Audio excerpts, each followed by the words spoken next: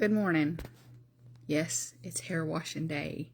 It's very early. I'm right in the middle of my Bible study time, and I look a mess right now. Do not care, because I cannot wait to give this word that God has given me.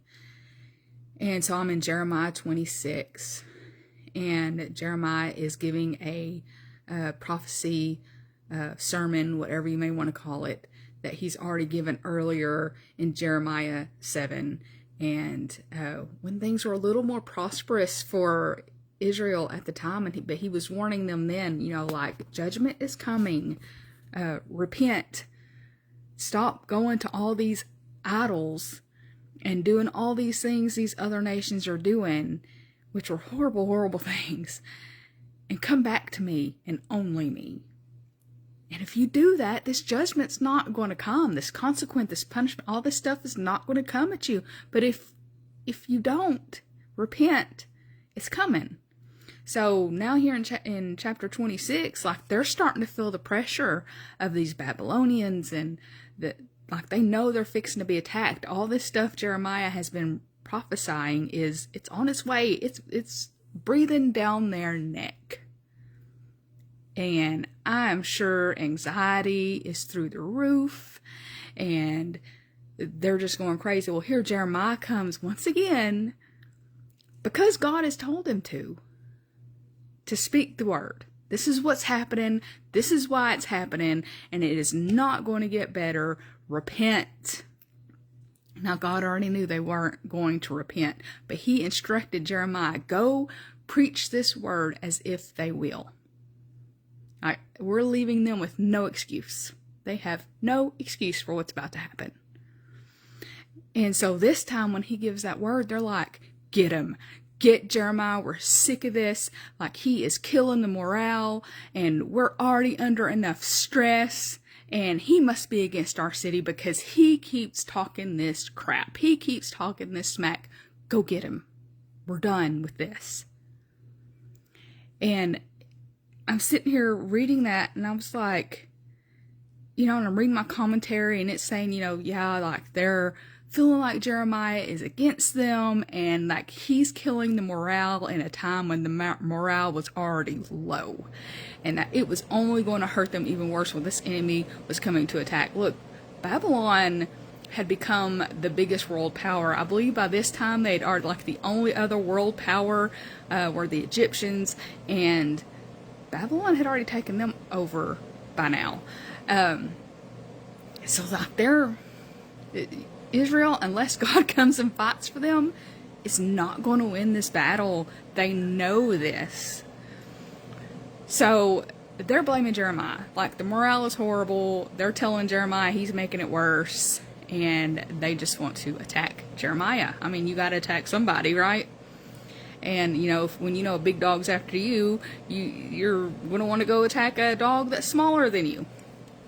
Anyway, so they're ready to attack Jeremiah, and I'm just sitting here thinking, like, they didn't want Jeremiah to tell them the truth. He's sitting here giving them solutions. Like, there's a solution to this problem. There's a solution to this, but they didn't want to hear that. They wanted to hear words of comfort like the false prophets were giving them. You're fine. Peace and safety. God's going to come through. Don't worry about it. And Jeremiah's like, no, he's not. I'm telling you what he is telling me. This is all happening because you have turned your back on God, and now God is turning his face from you. They didn't want to hear that. They wanted words of comfort instead of hearing the solutions and hearing their responsibility. I'm like, oh my gosh, does that hit? So my word for this year that I felt like God had given me was discipline. Like, there's so many areas of my life that I've been just trying so hard to get in order. Like, to get under the Spirit, to follow the Spirit and do all the things. And we had, we do a small group study now. We've kind of broken up a little bit once a month. And in my small group, one of the gentlemen in there had said, because I had been talking about discipline and that being my word, and he had mentioned that he felt like it was, the better word would be surrender. And so I kind of like that stuck on me. And so as I thought more about it and more in Jeremiah, and that word surrender kept coming up. You know how God does. And so surrender just kept coming up. And I was like, wow, there's a connection there with discipline and surrender.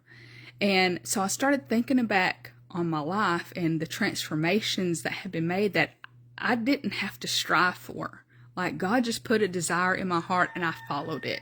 That was pretty much it. I would mess up. I would fail. I would go back to him. Oh, Lord, I need you. Change me. Like, I know. Thank you for the forgiveness you've already given me. Keep changing me. Keep doing it. And next thing I know, like, this was no longer an issue for me. I just kept loving God and following him and surrendering more and more to him. I'm like, at what point did I stop doing that and start trying to do all the other things on these like other little areas of my life? Like, God, I know you got this over here, but this over here, I think this is probably my responsibility to do it. And I do have responsibility over there. But then it hits me it's the same responsibility these Israelites had.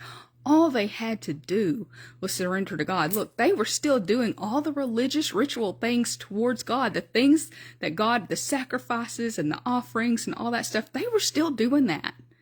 But yet they were also going over here to these other gods, small g gods that were not real, and worshiping them and doing things kind of like they were trying to cover all their bases. And God's like, you've got one base to cover. That's me. And I cover you. Surrender to me. And to me alone. And so I put that, as I'm reading this, I'm like, oh my gosh, just like a light bulb goes off. And it's like, how have I missed it this whole time? And God has really been speaking to me ever since that small groups. And I'm suddenly seeing changes in areas I had not been seeing the change before. And it's simply because I'm looking to God and surrendering it to him. I've surrendered so much of my life to him.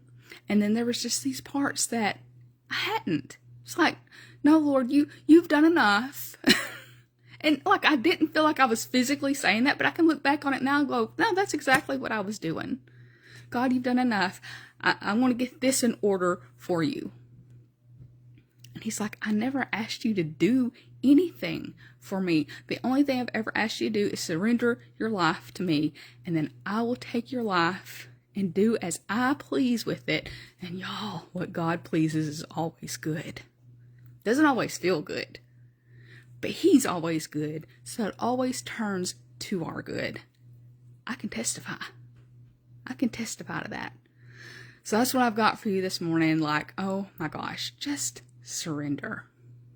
I hope that lands on somebody else's heart. I got to get back to my Bible study because I'm ready to see what else God has for me. And maybe I'll come back later and let you know if it's something huge. It usually is. Y'all have a great Friday. Love you, mean it.